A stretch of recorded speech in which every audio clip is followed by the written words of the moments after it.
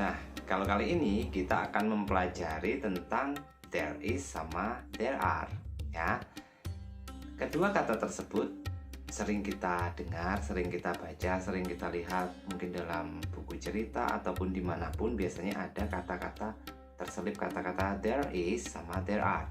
Nah, sekarang sampai sudah paham belum? Itu artinya apa? Ya, mungkin sudah ada yang tahu, mungkin juga ada yang belum. Oke, kita bahas saja ya, nggak masalah ya kalau misalnya sudah tahu ya, supaya lebih mengena. Nah, kalau belum ya, supaya lebih paham. Jadi gini, saya jelaskan dulu yang pertama, penggunaan there is. There is punya arti ada. Jadi arti dari kata there is adalah ada. Ada apakah? Gerangan ada sesuatu. Sesuatu apa? Udah bercanda. Jadi ada. Contoh penggunaan kalimatnya seperti ini. There is a pencil on the table. Ada sebuah pensil di atas meja. Nah, tuh. Terus yang kedua, there are. There are artinya juga ada. Nah, bingung kan? Gak usah bingung, ya. Masih banyak yang perlu dibingungkan. Kalau kata-kata ini gak usah dibingungkan, ya. Jadi gini, there are juga punya makna ada. Contoh kalimatnya seperti ini. There are 2 pencils on the table. Ada 2 buah pensil di atas meja. Nah, dari contoh tersebut, sampai sudah paham persamaannya, ya kan? Persamaannya artinya sama-sama ada. Nah, sekarang cari tahu coba, apa yang membedakan kedua kata tersebut? Sudah ketemu apa belum kira-kira? Kasih waktu ya. Oke, itu sudah ada yang tahu kan? Itu belum tahu. Nah, cari lagi.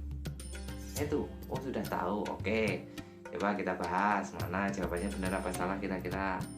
Yang membedakan keduanya adalah apa? Jumlah bendanya. Good.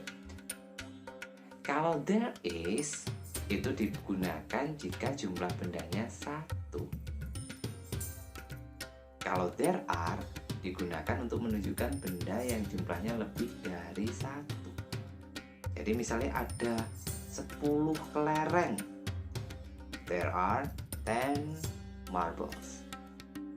Nah, itu kalau cuma 1, seperti kamu satu-satunya itu ya. Jadi itu pakainya there is. There is. Ingat ya. Terus ada pertanyaan kayak gini.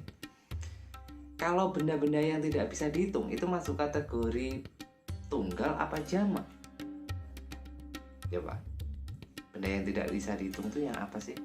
Contohnya pasir, ya, sugar, water, oil, coffee. Itu tergolong benda-benda yang tidak bisa dihitung. Maksudnya dipisah satu persatu itu nggak bisa. Ya, kalau kamu mau menghitung berapa jumlahnya ya kurang kerjaan namanya ya. Jadi untuk benda-benda yang tidak bisa dihitung dikategorikan masuk benda tunggal. Jadi menggunakan there is. There is sugar on the glass. Ya. Kalau sedikit atau banyak gula ya pakai saja there is some sugar. Ya, walaupun some itu untuk beberapa, tapi kalau di belakangnya katanya tidak bisa kata benda yang tidak bisa dihitung, maka artinya biasanya beberapa. Ya, saya ulas ya. Saya ulangi ya, saya review ya. Jadi gini, there is sama there are punya persamaan, yaitu sama-sama punya arti ada. There is artinya ada, there are artinya juga ada. Tapi kalau there is dipakai untuk benda atau menunjukkan benda, ada yang jumlahnya cuma 1. Atau untuk benda-benda yang tidak bisa dihitung. Dalam bahasa Inggris disebut uncountable noun, kata benda yang tidak dapat dihitung. Sedangkan there are itu digunakan untuk benda-benda yang jumlahnya lebih dari satu. Artinya juga ada. Ya. Artinya sama, ada, tapi penggunaannya yang berbeda. Benda tunggal dan juga benda jamak. Sudah paham ya? Oke. Ya, dicatat yang penting ya.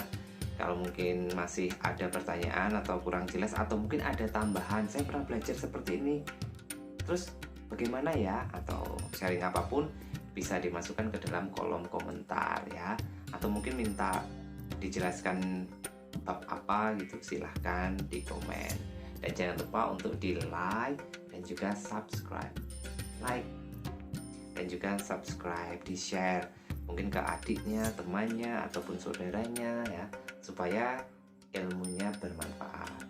Saya rasa sekian dulu, nanti kita ketemu lagi dengan materi-materi berikutnya yang lebih menantang atau mungkin materialnya yang sesuai request sampean semuanya ya.